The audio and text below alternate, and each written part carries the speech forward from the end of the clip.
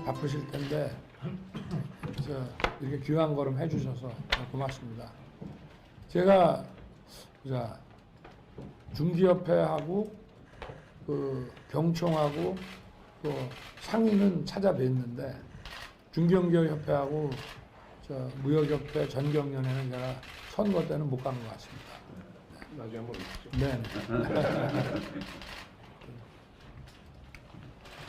오늘은 뭐 제가 말씀드리기보다 경제계에 계신 분들 애로사항이나 좀 정부에 바라는 이런 말씀을 좀 듣기 위해서 이렇게 모신 거니까 저는 우리나라가 이제는 지금도 진행되고 있지만 정부 주도에서 이제 민간 주도 경제로 완전히 탈바꿈을 해야 되고 그리고 자유시장 경제에 대한 그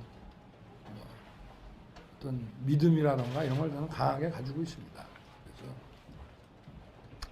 정부는 인프라를 만들고 뒤에서 도와드리고 하여튼 기업이 앞장서서 큰 기업이든 작은 기업이든 일자리 만들어내면서 투자도 하고 이렇게 뭐 기업이 커가는 게 나라가 커가는 거 아니겠습니까? 뭐 경제 성장이라는 게 사실 쉽게 말해 보면은 뭐 경제학 쪽은 소득이 올라가는 게 경제 성장인데 그게 결국은 기업이 성장하는 게 경제 성장 아니겠습니까? 기업이 더 자유롭게 판단하고 또 자유롭게 투자하고 이렇게 해서 기업이 성장할 수 있는 그런 정부는 제도적인 방해 요소를 제거하는 것을 도와드린다는 것도 좀 제가 볼 때는 쉽지 않은 얘기고 기업이 자유롭게 활동하는 것을 방해하는 요소들이 있다면은 그런 것들을 제거해 나가는 것이 가장 정부가 해야 될 일 아닌가 싶고요. 뭐 여러 가지 그런 방해 요소들이 어떤 것인지 많이들 느끼고 아실 테니까 그런 것들을 좀 앞으로도 계속 조언을 좀 해주십시오. 뭐 당선님 앞에서 말씀드리는 게 대해서 좀 적어왔습니다. 먼저 당선되신 것을 진심으로 축하드립니다. 당선인께서 지난 12월 경총을 방문하셨을 때 기업인들이 공감하는 말씀을 많이 해주셔서 기업인들이 큰 힘을 얻었고 이에 대한 기대도 큰 상황입니다. 오늘날 세계는 기술이 빠르게 발전하고 있습니다. 디지털 기술의 혁신이 다양한 분야의 신산업을 태동시키고 경제사회 구조의 변화를 일으키고 있습니다. 이러한 급격한 변화에 기업들이 대응하고 생존하기 위해서는 무엇보다 역동적인 경제활동을 펼칠 수 있는 기업 환경 조성이 절실합니다. 또한 최근 코로나 확진자가 급증해 어려움이 커지고 있는 가운데 추후 이로 인한 문제점들을 극복하고 국민들의 아픔을 치유하는 것도 국가적 과제로 남아있는 상황입니다. 이렇게 어려운 환경 속에서 중임을 맡아 마음이 무거우시겠지만 기업인의 한 사람으로서 이 자리를 빌어서 몇 가지 건의드리고 싶습니다. 먼저 우리나라는 기업 규제가 너무 많아 기업 활동에 큰 걸림돌로 작용하고 있습니다. 기업의 국내 투자를 활성화하고 신산업에 대한 진입 장벽을 허물기 위해 규제 개혁이 시급합니다. 우리 국민들은 일하려는 의욕과 재능을 겸비한 사람들입니다. 규제가 완화되면 기업 활동이 활발해질 것이고 경제계가 일자리 창출에 더욱 매진할 수 있을 것입니다. 경제계는 오늘날 MZ 세대를 비롯한 국민들에게 새로운 일자리를 공급하는 것을 가장 큰 과제로 생각하면서 노력하고 있습니다. 저희 경총은 일자리 창출의 중요성에 비추어 앞으로 대통령님을 모시고 일자리 창출을 점검하고 논의하는 모임을 정기적으로 가졌으면 좋겠습니다. 노동법규도 시급히 개선이 필요합니다. 일자리의 모습이 점차 다양해지고 근로자의 니즈도 달라지고 있습니다. 노동법제는 시대의 요구에 맞게 대폭 개정되어야 합니다. 더욱 걱정스러운 것은 우리 노사관계 풍토입니다. 우리나라는 갈등의 노사관계가 국가 경쟁력의 발목을 잡고 있습니다. 풍류 현장의 공권력 집행이 과감히 이루어져야 합니다. 노동개혁은 더 이상 미룰 수 없는 과제입니다. 노동개혁이 이루어져야 국가 경쟁력이 높아지고 해외로부터 투자도 많이 들어오게 될 것입니다. 일자리도 더 많이 만들어질 것입니다. 새 정부가 적극적으로 힘써주시기를 부탁드립니다. 최근 산업 안전의 중요성이 강조되면서 기업들이 재예방에 많은 노력을 기울이고 있습니다만 처벌 중심의 중대재해처벌법으로 기업인들의 걱정이 많은 것도 사실입니다. 중대재해처벌법을 현실에 맞게 수정하고 대신 재해 예방 활동이 대폭 강화되어야 할 것입니다. 그간 당선인께서는 기업의 창의와 혁신을 통한 경제 성장과 일자리 창출의 중요성을 강조해 오셨습니다. 앞으로 자유로운 경제 활동과 기업과 정신이 존중받는 기업하기 좋은 환경이 조성될 수 있도록 노력하여 주시기를 부탁드립니다. 우리가 한 단계 더 도약하기 위해서는 여러 분야의 계획이 반드시 필요합니다. 하지만 계획에는 많은 어려움이 따르는 것입니다. 당선인께서 이러한 어려움을 잘 극복하실 것으로 믿고 있으며 높이 평가받는 대통령이 되실 것으로 확신합니다. 경총은 다양한 현안들에 대해 새 정부와 적극 소통하고 협력해 나가겠습니다. 다시 한번 바쁘신 일정 중에도 귀한 시간을 마련해 주신 당선인께 깊이 감사드립니다. 중견기업이라고 하는 이 법적 정의가 돼서 합법한 법적인 그런 단체가 된 지는 사실 중견기업 연합회가 2014년입니다. 2014년 이래 저희가 중견기업에 소속하는 그런 기업의 숫자가 한 3,000개 정도 남짓이었는데 2021년 말 기준으로 보면은 중견기업 숫자가 한 5,500개 정도 늘었습니다. 아마 이거는 아마 저기 계신 중기중앙의 김미분 회장께서 열심히 그 기업 활동을 적극 도와주셔가지고 많은 중소기업이 중견기업으로 발전해 왔다라고 하는 것이 한 이유가 아닌가 하는 생각입니다. 고맙습니다. 통계에 의하면은 1년에 한 300개, 400개가 중소기업을 졸업해가지고 중견기업으로 새로 입학을 하고 있습니다. 저희도 사실 더 성장해가지고 저 정경련이나 상해 같이 대기업이 하는 그런 클럽으로 저희 다 새로 가입시키는 게 저희 중견기업의 하나의 목표이기도 합니다. 중견기업 자체적으로도 세계적인 그런 성장 기업으로서 세계적인 1등 기업으로서 존재하는 것뿐만 아니라 앞으로 중견기업 중앙에는 지금까지 자기 성장을 한 그러한 것뿐만 아니라 벤처회사라든지 중소기업이라든지 이런 저희보다 좀 더 작은 기업들의 성장에도 중견기업은 가일층 노력을 하겠습니다. 며칠 전에 저희가 벤처협회 회장님하고 MOU를 했는데 이제는 중견기업 중에서 전통적인 제조업을 하는 그러한 기업들은 사실 성장의 한계를 느끼는 기업도 많습니다. 그러한 기업들은 새로운 기술, 새로운 어떤 인력, 새로운 그다음 시각이 필요하기 때문에 그러한 기업들은 지금같이 시장 상황에서는 작은 벤처 회사들, 그 다음에 뜻이 있는 그런 젊은 기업인들의 창업하는 회사, 이와 같이 어떤 코업을 하는 것도 굉장히 중요합니다. 앞으로 중견기업 연합회를 중심으로 해가지고 벤처 회사와 중소기업의 성장에도 저희는 가일층 노력하고 힘을 기울이도록 하겠습니다. 더불어 대기업들하고도 상생할 수 있는 여러 가지 방안에 대해서도 같이 허심탄회하게 대화를 하고 나아가서 국가 경제 발전에 이바지하도록 그렇게 하겠습니다. 네, 먼저 제20대 대통령의 당선되신 것을 무역협회를 대표해서 진심으로 축하드립니다. 임 씨가 공식 출범해서 가장 먼저 저희 경제계의 의견 청취를 위해 경제대표를 불러주신 데 대해서 진정으로 감사드립니다. 저는 한국 경제 발전을 이끄는 중심축으로서 무역 발전을 위해 몇 가지 말씀을 드리겠습니다. 한국은 세계 경제사에서 가장 짧은 기간 동안 세계 10위 경제 대국으로 발돋움한 나라입니다. 세계 8위의 무역 강국이 되었고 수출은 400만 명 이상의 좋은 일자리를 만들어내며 우리 경제의 성장을 든든히 이끌어 나가고 있습니다. 다행히 무역은 코로나로 어려운 여건 속에서도 최근 두 자릿수 성장을 이어가며 선전하고 있습니다. 저는 우리 무역이 가장 시급하게 극복해야 할 과제로 몇 가지 건의드리고 싶습니다. 우선 무역업계가 직면한 수출입 물류 애로입니다. 코로나로 침체되었던 글로벌 경기가 급속히 반등하면서 수출 화물 운송이 매우 어려운 상황입니다.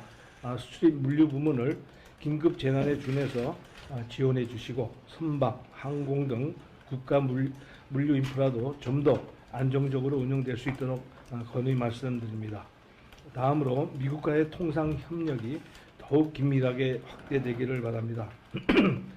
최근 세계 무역 질서는 미국을 중심으로 개편되고 있습니다. 더욱이 미국 시장은 우리 기업들에게 전략적인 투자처로서 더욱 특별한 의미가 있습니다. 이러한 상황을 고려할 때 정부와 산업계가 더욱 긴밀히 협력해야 하며 산업과 연계된 대미 통상 협력 활동이 필요할 것입니다.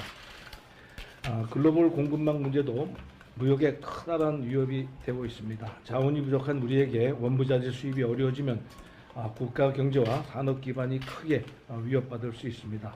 따라서 기업들이 개별적으로 대응하기 어려운 글로벌 공급망 문제에 정부에서 각별한 관심을 가지시고 국가 정책적 관점에서 지원해 주시기를 바라겠습니다. 끝으로 디지털 기술의 확산을 활용해서 무역의 디지털 플랫폼을 구축하고 확산하는 일에도 정부의 지속적인 관심과 지원을 부탁드리겠습니다. 감사합니다. 당선되시고 첫 번째 인사 말씀하신 거가 기억이 난다. 시장 경제를 바로 세우겠다. 일하는 사람이 더욱 잘 사는 나라를 만들겠다. 그 말씀이 그 이튿날 신문에 다 헤드라인으로 나오면서 이 중소기업들도 굉장히 사실 기분 좋아했습니다.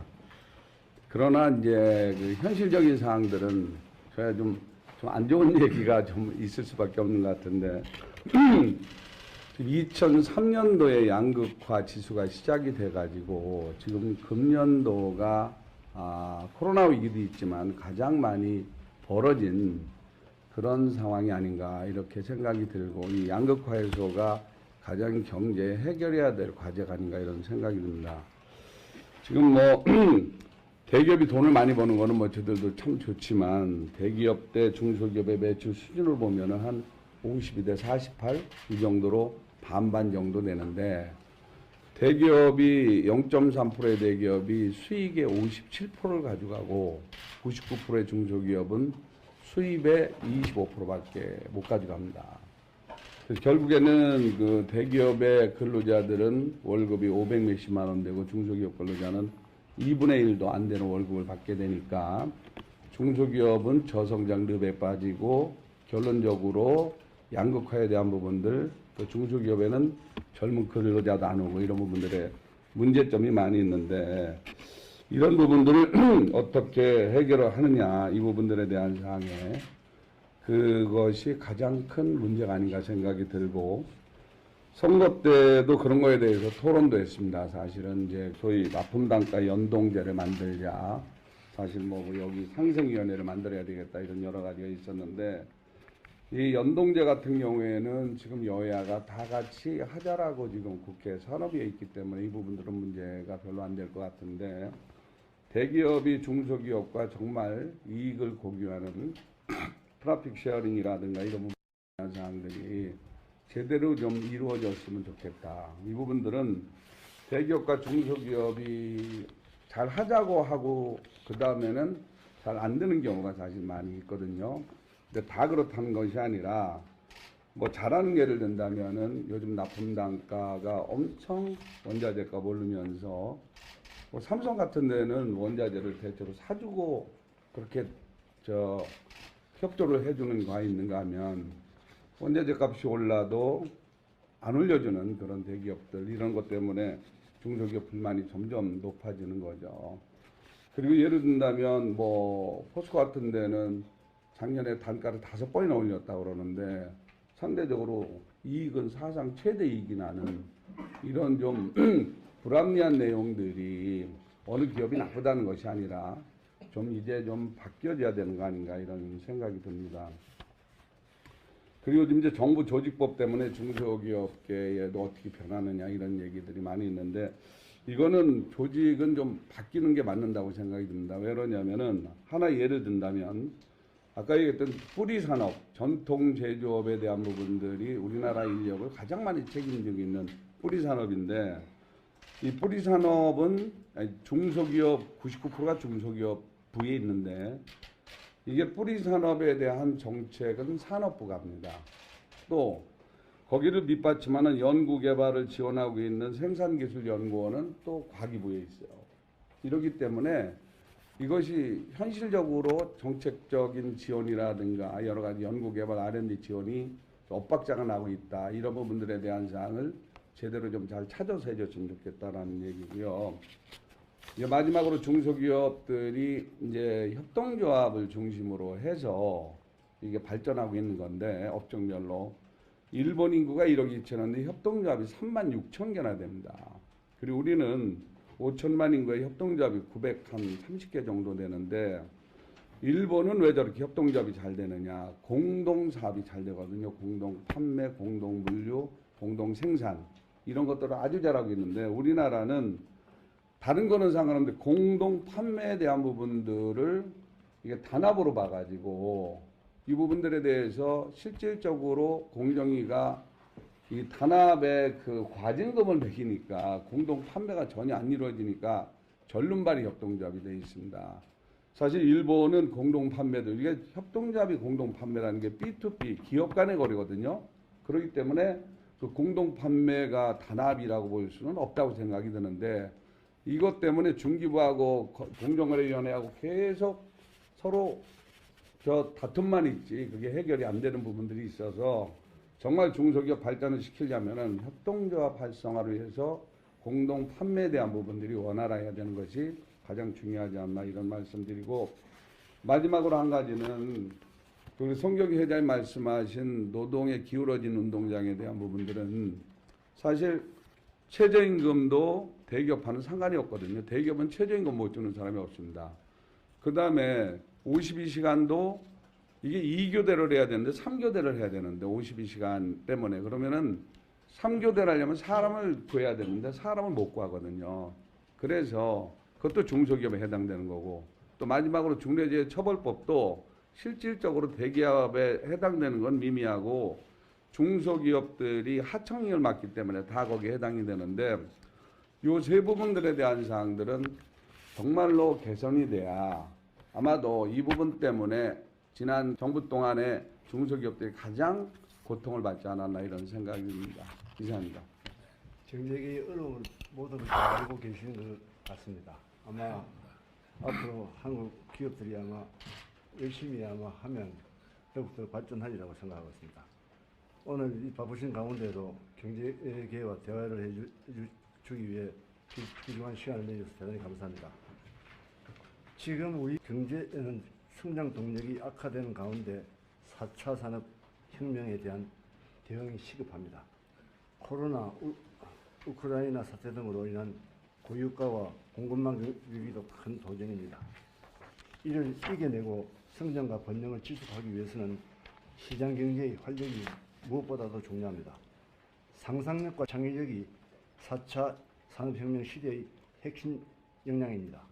그리고 그 바탕은 경제적 자유와 타협 규제라고 생각합니다. 기업인들의 창의와 혁신의 DNA를 마음껏 발휘할 수 있도록 과잉된 규제의 개선이 필요합니다.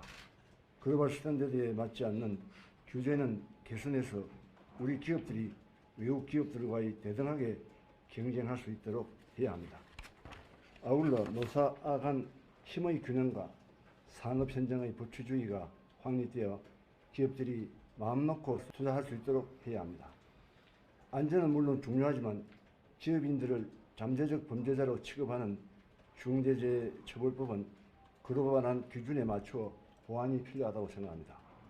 우리 기업인들도 불굴의 도전 정신으로 투자를 확대하고 신산업 발굴에 매진하겠습니다. 투자를 통해 성장을 촉진하고 양질의 일자리로 청년들에게 희망을 주겠습니다. 또한 경제계는 경색된 한일 관계를 개선하고 미국, EU 등과의 협력 관계를 강화하며 있어서 역할을 다하고자 합니다. 민간이 보유한 경제협력 채널과 네트워크를 활용하여 정부 간 협력이 활성화되도록 도움이 되도록 하겠습니다. 다시 한번 당선을 축하드리며 오늘 이 자리가 당선자께서 강조하신 통합과 번영의 시대를 이뤄주는 계기가 되었습니다. 감사합니다. 대통령 당선을 진심으로 축하드립니다. 예, 지난주 인수위 신속하게 꾸리시고 의욕적으로 일하는 모습을 보여주셔서 저희도 기대감이 상당히 큽니다. 향후 5년을 꾸려나갈 설계 작업을 시작하시는데 경제계에서도 힘 닿는 데까지 돕겠습니다.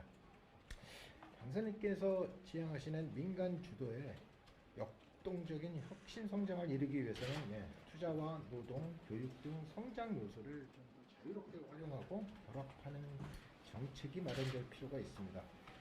시장 경제가 활성화가 되는 것도 상당히 좋지만 어차피 대한민국은 또 다른 나라들과 다른 산업들과 경쟁도 해야 합니다.